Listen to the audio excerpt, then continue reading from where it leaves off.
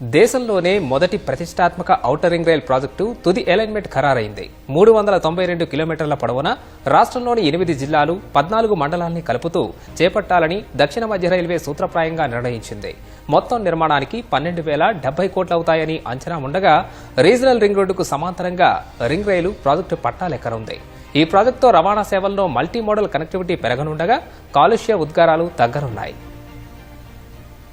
రాష్ట్రాభివృద్ధిలో game changer గా నిలవబోయే మరో ప్రాజెక్టుకు రంగం సిద్ధమైంది. ఇప్పటికే ప్రాంతీయ వలయ రహదారి నిర్మాణానికి కసరత్తులు జరుగుతున్న వేళ ఔటర్ రింగ్ రైలు ప్రాజెక్టు తుది అలైన్మెంట్ సైతం ఖరారైంది. 392 కిలోమీటర్ల పొడవుతో ఈ ప్రాజెక్టు రానుంది. రాష్ట్రంలో 8 జిల్లాలు 14 మండలాలను కలుపుతూ రింగ్ రైలు ప్రాజెక్టు చేపట్టాలని దక్షిణ మధ్య రైల్వే సూత్రప్రాయంగా నిర్ణయించింది. ఈ మార్గంలో నూతనంగా 26 రైల్వే స్టేషన్లు రానుండగా మొత్తం నిర్మాణానికి 12,070 కోట్లు అవుతుందని అంచనాగా నిర్ధారించారు. మెదక్, సంగారెడ్డి, వికారాబాద్, రంగారెడ్డి, మహబూబ్ నగర్, నల్గొండ, యాదాద్రి భువనగిరి, సిద్దిపేట జిల్లాల పరిధిలో రింగ్ రైలు మార్గం రానుంది. ఆలేరు, వలిగొండ, గుళ్లగూడ, మాసాయిపేట, గజ్వెల్ మీదుగా ఔటర్ రింగ్ రైలు అలైన్మెంట్ ను ఖరారు చేశారు.